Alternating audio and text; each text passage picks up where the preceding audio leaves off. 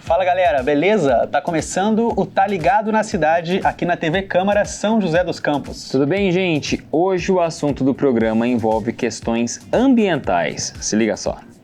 A gente vai falar da diversidade dos biomas brasileiros, destacando a importância de preservar essas áreas ricas em biodiversidade, como a Amazônia, o Cerrado e a Mata Atlântica, por exemplo. No estúdio, quem colabora com a conversa são os nossos entrevistados, Marco Antônio Gomes Souto, doutor em Biologia, e Silvana Amaral Campbell, pesquisadora do INPE, o Instituto Nacional de Pesquisas Espaciais. No quadro Tá na Rua, o repórter Vitor Krigor fez um quiz com os moradores da cidade para ver se eles sabem identificar a região de alguns ecossistemas. Já no Câmara Repórter tem matéria sobre um bioma endêmico presente no Vale do Paraíba, os Campos de Cerrado. Conhece?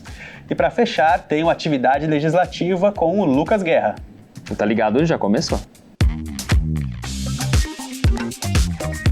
Os biomas são conjuntos de ecossistemas vegetal e animal com uma diversidade biológica própria. No Brasil, existem 6 tipos de biomas continentais e um bioma marinho. Isso mesmo, e olha só, gente, os 6 grandes biomas continentais brasileiros são Amazônia, Cerrado, Caatinga, Mata Atlântica, Pantanal e Pampa. Com essa variedade, o país abriga mais de 20% do total de espécies do mundo, a maior reserva existente no planeta. Olha só, para a gente entender mais do assunto, tanto dessa riqueza toda aí, quanto da necessidade de preservação, a gente recebe aqui no estúdio, Marco Antônio Gomes Souto, que é doutor em Biologia, e também a Silvana Amaral Campbell, ecóloga e pesquisadora do INPE. Bem-vindos. Obrigada, meninos. Muito obrigado. Gostaria de começar esse papo com vocês, nessa conversa, falando um pouco dessa diversidade, mas, Marco, como que a gente consegue representar para as pessoas essa diversidade que a gente tem aqui? Tem como a gente reconhecer isso no nosso dia a dia, de alguma forma? A gente sabe que a biodiversidade brasileira ela é enorme, ela é gigantesca, mas a gente, às vezes, não tem o olho necessário para poder enxergá-la, para conseguir enxergá-la.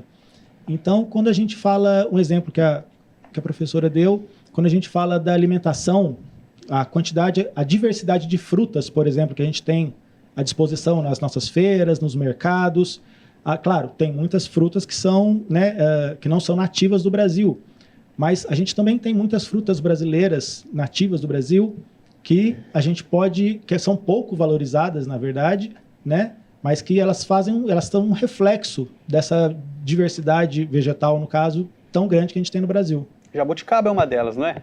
A jabuticaba é uma delas, mas a gente tem muitas outras frutas, principalmente da Mata Atlântica, que são pouquíssimo valorizadas e às vezes não tem nem mercado para isso. Ô Silvana, quando a gente fala nessa palavrinha, né, bioma, quem não se dedicou diretamente a isso, de repente, talvez não crie associações. Você que trabalha diretamente com isso, percebe, de repente, aí na sociedade como um modo geral, né, não de quem se dedica a trabalhar e estudar esse tipo de assunto, mas ainda tem uma resistência, uma falta de informação das pessoas, porque com certeza todo mundo já ouviu falar em Pantanal, mas talvez não saiba que Pantanal é um bioma. Você entende isso? Você consegue ter essa percepção na sociedade? Como é que é?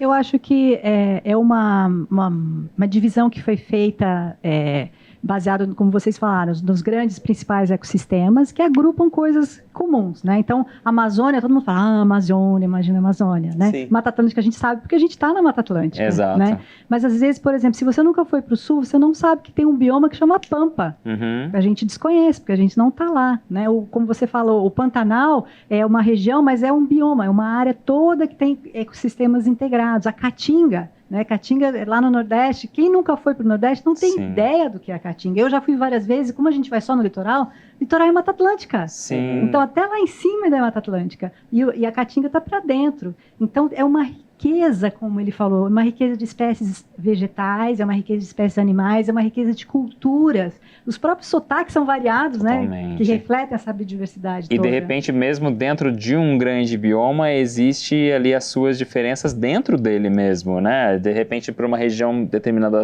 característica, ali dentro do mesmo bioma, passou um pouquinho, já virou outra coisa. Quer dizer, é rico mesmo, né? É muito. E quando a gente, por exemplo, a Mata Atlântica, ela vai desde o Rio Grande do Sul até o Piauí, de uma forma forma genérica, né?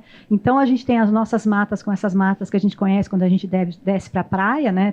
Tem a Serra do Mar, mas tem um gradiente. Então, Restinga faz parte da Mata Atlântica. A gente tem áreas de campos rupestres. Quem foi para Itatiaia e já andou lá em cima, viu aquela vegetação? A primeira vez que eu fui para Itatiaia, eu falei, isso é Brasil? Porque é uma vegetação cheia de turfa, que você vê poucas árvores, né? Então é muito rico, porque você tem toda essa variação, né, de latitude, desde lá de cima aqui embaixo. Então, quando você nas matas secas, né, lá na Mata Atlântica, também é outra. A pessoa fala, não é Mata Atlântica? É Mata Atlântica, porque organiza-se. É uma divisão muito genérica, né? A ponto da gente dizer, por exemplo, São José dos Campos, a gente tem Cerrado dentro de São José dos Campos. Olha só. Né? Dentro do bioma Mata Atlântica. Por favor. Posso fazer uma consideração? Claro, deve. Só para a gente traduzir não, mas para aproximar as pessoas, o Brasil ele tem um grande gradiente, né? um grande tamanho norte-sul, que são as faixas climáticas do mundo, né? As zonas climáticas do mundo. Então, os biomas, eles refletem diretamente essas zonas climáticas, né? Do mais frio, e aí lá no Pampa, no Rio Grande do Sul. A Mata Atlântica, indo todo o litoral brasileiro, praticamente todo o sentido, a extensão norte-sul do Brasil, extremamente biodiversa, porque ela tem vários climas, e aí tem a parte do interior, né, da Amazônia, do Pantanal, também, além da zona climática, a questão do relevo, a altitude, o tipo de solo. Então, são alguns fatores físicos que interferem, que influenciam diretamente na composição da biodiversidade daquela região. Totalmente. E eu acho que, de repente, quando a gente fala de preservação, o que falta para a gente ter mais preservação é justamente que as pessoas conheçam, né? Para que elas se sintam parte pertencente daquilo, né? Não, sem dúvida nenhuma. Pessoal, agora a gente escapa um pouquinho do estúdio, porque vamos para o nosso quadro Tá na Rua. É isso, e desta vez o Vitor Krigor testou o conhecimento da galera, hein? Vamos ver o que ele aprontou.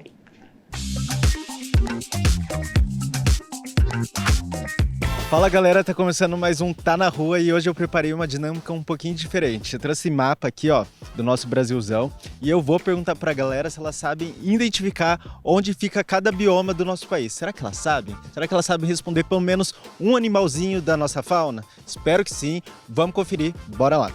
Por região. Vamos lá. Verde escuro. Amazônia. O amarelo. Cerrado. O rosa. Pantanal. O roxo. Caatinga. O verde clara. Floresta Amazônica. E o amarelinho bem clarinho lá no Rio Grande do Sul? Esse eu esqueci. Seria o Pampas, talvez? Seria o pão. Então, foi o que sobrou, né? Foi o que sobrou, então espero que seja ele. Amazonas. Aí é Pantanal, essa parte de Cerrado. Cerrado entra Goiânia, Mato Grosso, Brasil, DF, Distrito Federal, Tocantins também. Então vamos lá, Pampas é lá no sul, lá, Rio Grande do Sul. Aponta aí. Rio Grande do Sul, Santa Catarina, Paraná. Será? Paraná acho que ainda é Pampas, não é? Não. Caatinga, Bahia, Ceará, toda a parte do Nordeste. Tá faltando um só. Pantanar, da novela. Onde que é? Vai lá no Amazonas, pega um pouquinho de, sei lá, Acre também, Pará. Não é E aí, editor, será que ela acertou todos? Joga aí na tela qual que foi o resultado. E identifica pra gente onde fica cada bioma. Bem, aqui seria a Serra do Mar, né? Aqui é A Serra do Mar faz parte de que bioma, sabe? da Mata Atlântica. Perfeito. Próximo, vamos lá. Mais um. O nosso principal bioma aqui, ó, verdinho. O verde é a Amazonas, Goiás, Mato Grosso seria o Cerrado. Perfeito. E esse amarelo, bom, aqui é ao sul, né? É os Pampas. Ela tá sabendo de tudo. Não, nem isso. Faltam só dois, o roxinho e o amarelinho. O roxinho ficou conhecido, teve uma novela que fez sucesso há pouco tempo. Aí não assisto novela, aí fica difícil. Pantanal, não. É essa mesmo. Só mais um, vamos gabaritar esse jogo aqui. O amarelo agora, qual que é? O Cerrado, né? Cerrado a gente já foi. Já foi. Não, na Bahia, como é que chama? Caatinga. Perfeito. Agora achei um casal que parece saber de tudo, hein? Aqui nas conversinhas já falaram que já morou aqui, já morou ali. Vamos ver. Qual é o seu nome? Valéria. E o seu? Irineu. Valéria e Irineu, aponta aqui pra gente pelo menos um bioma do nosso Brasil. Vamos lá. Amazônia, né? O Pantanal numa... Amazônia qual que é? O verde. Verde escuro, então Amazônia. Agora, o cor-de-rosa com verdinho ali é o Mato Grosso Pantanal. Parece que tá sabendo de tudo mesmo. E aí? A nossa região São Paulo aqui, o que a gente vai falar? Litoral? Não sei o bioma do litoral, é Mata Atlântica, né? Perfeito, perfeito. Vamos lá, Irineu. Já ficou fácil agora, né?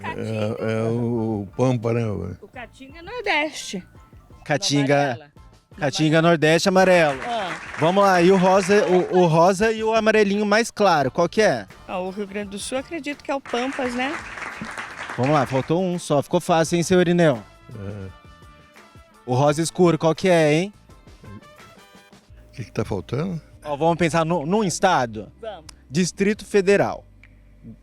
Qual que é o bioma de lá? Cerrado?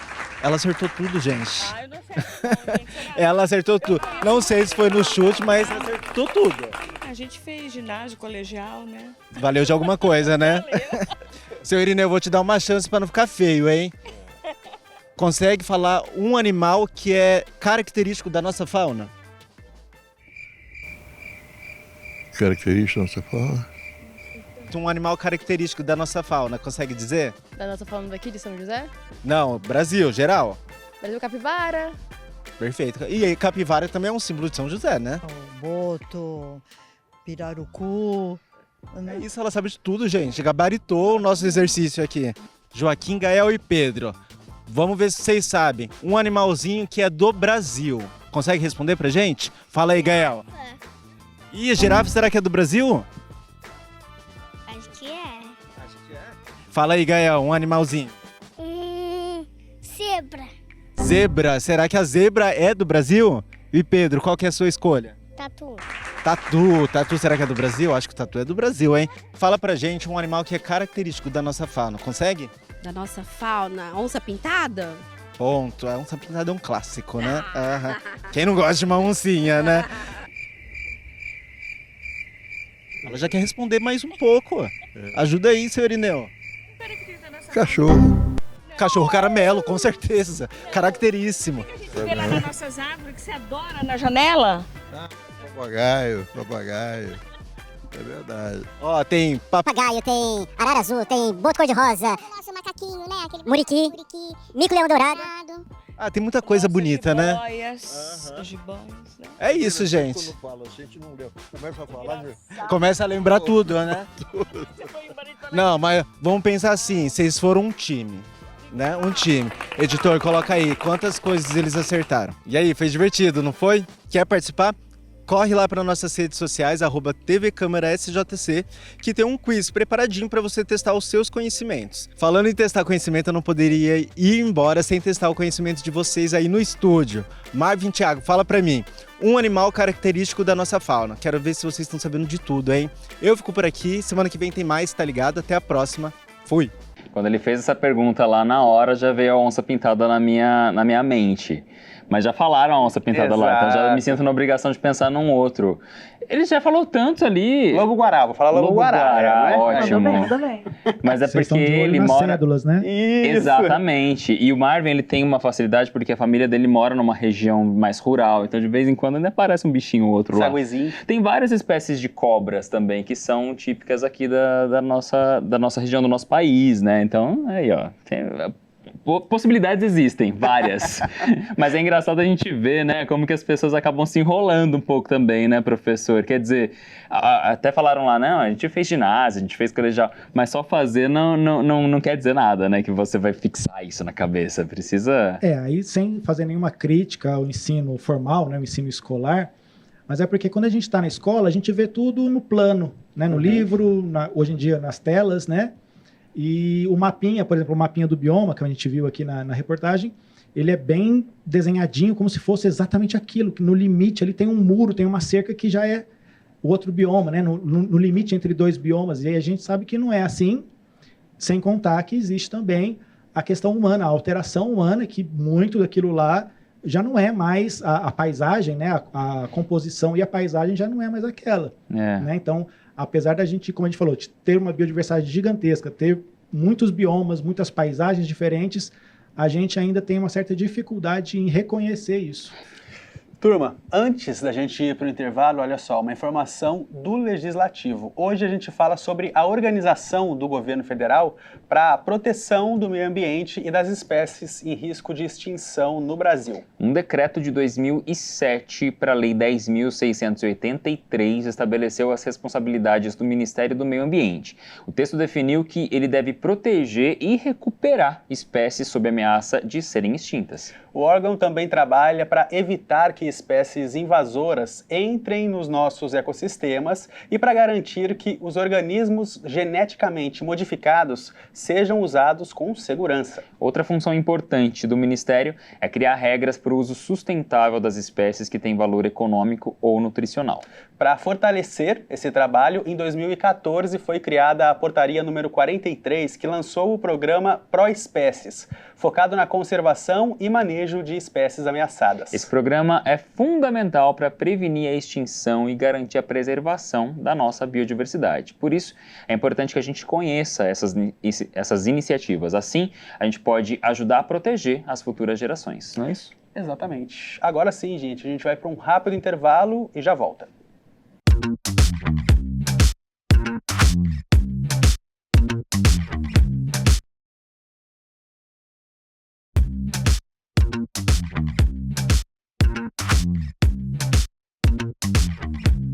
Já estamos de volta com o Tá Ligado na Cidade. No programa de hoje, a gente está falando sobre biodiversidade e biomas brasileiros. E para enriquecer ainda mais o nosso papo, a gente vai trazer agora o quadro Câmara Repórter.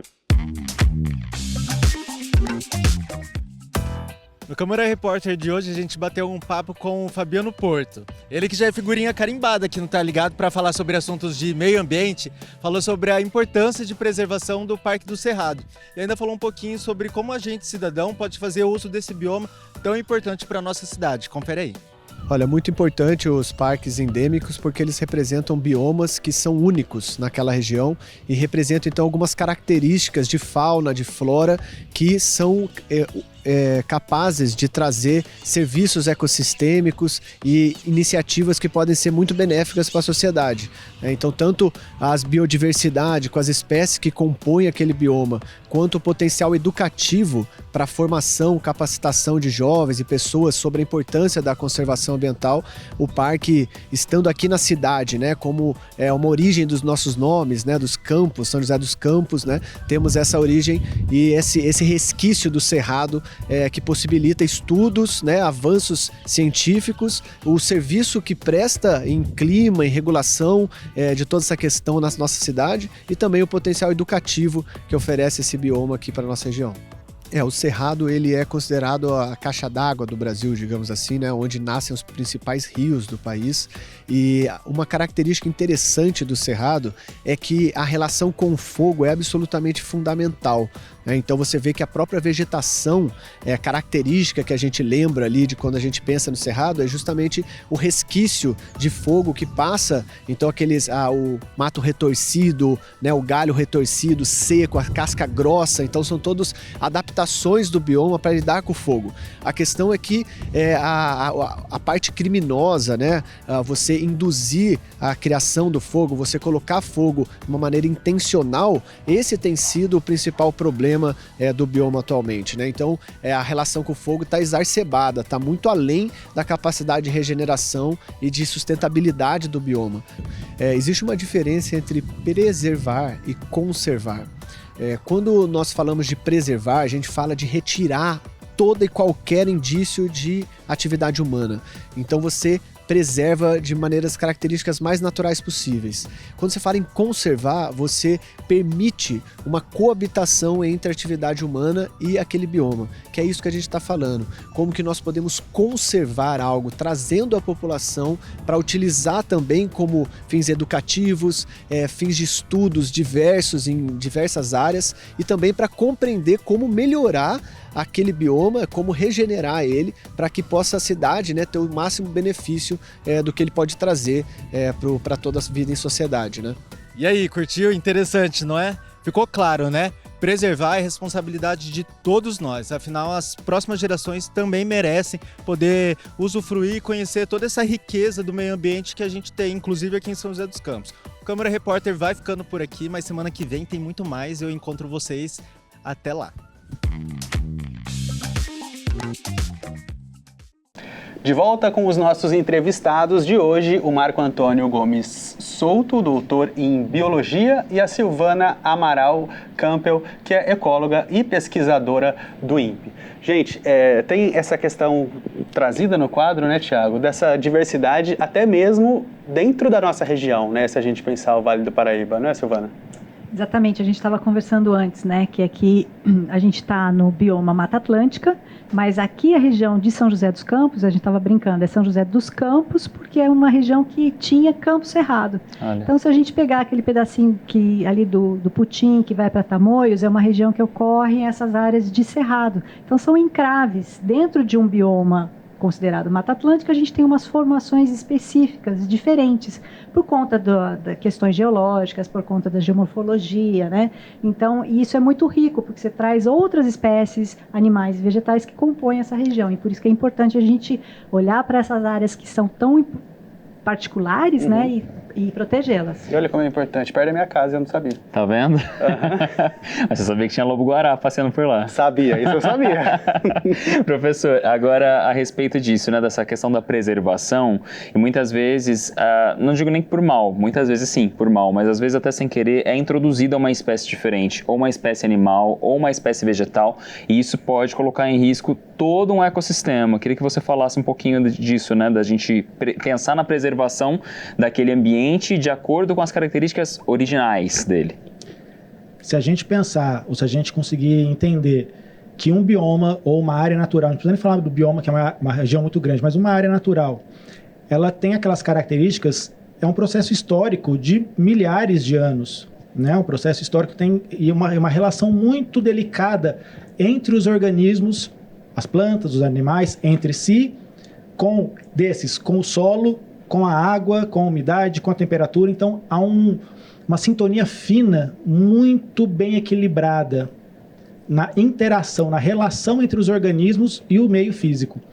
Quando a gente a gente altera alguma dessas características em pequena ou maior escala, no caso aí, colocando um animal que não é pertencente originalmente daquela região, você muda as relações ecológicas, que a gente chama, você muda o equilíbrio daquele local. Nós temos, ainda bem, órgãos responsáveis trabalhando e fiscalizando, a exemplo do INPE, né? Exatamente, o INPE tem vários sistemas que olham por imagens de satélites, né? Muitos satélites, inclusive, incluem os satélites que a gente tem, porque vocês sabem que o Brasil tem satélite, né, que a gente desenvolve junto com a China. Então, a gente usa essas imagens de satélite para fazer o monitoramento dessa supressão da vegetação nativa, né? Porque quando você tira a vegetação nativa, você tira o ambiente dessa fauna, dessa vegetação, é o que a gente chama de hábitat, tem perda de hábitat, né? Então, o INPE monitora por satélite anualmente o quanto que é desmatado e diariamente também emitindo alertas para que as instituições responsáveis pela fiscalização possam ir a campo e realmente tentar impedir que essas áreas sejam suprimidas, né? Então, é isso. Papel de nós também ficarmos de olho, né? E com certeza. Preservar a natureza, que é muito importante para todos, não tem nem o que falar. Pessoal, infelizmente nosso tempo acabou, mas quero agradecer muito a presença de vocês dois aqui, foi um prazer todo nosso. Agradeço, obrigado, gente. Gente, obrigado. Tiago, vamos para mais um intervalo? Vamos para o intervalo, daqui a pouquinho a gente volta com mais Tá Ligado na Cidade, com o nosso quadro Atividade Legislativa. Até já.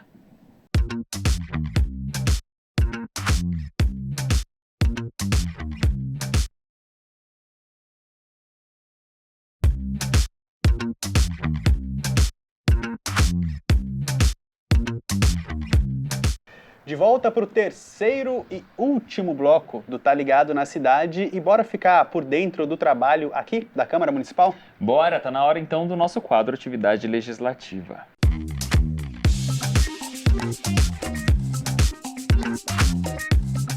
E o nosso colunista Lucas Guerra já está chegando por aqui mais uma vez. Cheguei. Guerra, tudo certo? E aí, Thiago, como é que vocês estão? Tudo tranquilo. Hoje tudo incrível. O programa foi maravilhoso. Me conta os detalhes. Ou não pode, eu tenho que assistir. Exato. Vai ter que assistir. Na verdade, você já veio para colaborar com mais informações. Hoje estamos aqui falando de biomas, de preservação da natureza. O que você manda pra gente? Eu sei que quando a gente fala de preservação da natureza, sempre vem biodiversidade. Sem dúvida. Eu queria contar para vocês um pouquinho de uma árvore, que é um símbolo de uma região aqui de São José, que é de Eugênio de Melo. Vocês sabem qual que eu estou falando? Com certeza. O Jequitibá de Eugênio de Melo. Faz muito tempo que eu não falo isso, então vou falar. Tomita, coloca na tela as imagens que a gente tem do Jequitibá. Bom, gente, essa árvore, ela é um símbolo para a região, né, de Eugênio de Melo. Eu acho que ela passou pela história, vamos falar, dos nossos ancestrais, praticamente, porque eu estou falando de uma árvore que tem mais de 500 anos. Então, ou seja, ela carrega toda a história do nosso país, a nossa cidade, a nossa construção, né, social. Ou seja, ela acompanhou, né, o desenvolver de São José e do nosso país. Ela passou por alguns momentos difíceis. Quem acompanhou as imagens do Tomita viu ali que ela precisa de um suporte para conseguir ficar em pé. Tiveram alguns acidentes, fogo, mas ela ainda está viva, ela está linda, está muito bonita para quem passa lá. Virou esse símbolo também de resistência e de preservação da natureza, né? A natureza é isso, é resistência, é vida. Então é um pouquinho dessa mensagem que fica. Essa é uma árvore que é um patrimônio da cidade. E é legal falar também, quando a gente fala de patrimônio da cidade, a gente está falando de leis, né? Que é o nosso patrimônio arbóreo. Então existem árvores que são imunes de corte, ou seja, essas árvores que compõem esse nosso patrimônio arbóreo são muito importantes, não só para a questão da biodiversidade, mas também para a questão da nossa história, a exemplo do Jequitibá, e aqui em São José a gente tem outras também, que compõem esse patrimônio arbórico, que passa, obviamente, por leis aqui da Câmara, que inclusive as palmeiras imperiais do Parque da Cidade. Vou pedir para colocar de novo essa imagem na tela para todo mundo acompanhar. Acho que não tem nenhum joseense que nunca passou por essas palmeiras, né? Imperiais, ali naquela parte do Parque da Cidade, ali na entrada, aquele corredor ali que termina no Pavilhão Gaivotas. Então, é algo fundamental a gente ter essa preocupação, e não só essa preocupação com o nosso patrimônio arbóreo, mas também existem leis aprovadas aqui na Câmara para que a gente tenha conservação dos nossos espaços naturais, né? As áreas de proteção ambiental, APAs. Então, os vereadores aprovaram diversas leis nesse sentido, para que o poder público consiga, de fato, preservar esses locais. A gente tem um exemplo que foi debatido, inclusive foi colocado na nossa lei de zoneamento, no nosso plano diretor, que é o Parque do Banhado, o futuro Parque do Banhado, né? A gente tem em São José esse local tão importante, tão lindo para todo mundo, que é um exemplo de preservação da natureza. Então, ou seja, o poder público olhando não só para a gente preservar as espécies de árvore a partir dos patrimônios arbóreos, mas também todos esses cantinhos que preservam a nossa natureza, a exemplo do Banhado, que tem muita diversidade também ali, é para a nossa vida, para a nossa existência também. Então, ter um parque, ter um local para isso, partindo desse olhar da Câmara, é muito importante. Espaços que trazem identidade para a nossa cidade também, né? Então, Guerra, obrigado pelas informações. Eu que agradeço. Obrigado você pela companhia. Eu também, irmão. Obrigado você também, é você, acompanhando pela companhia. Até semana que vem. Tchau. Tchau, gente.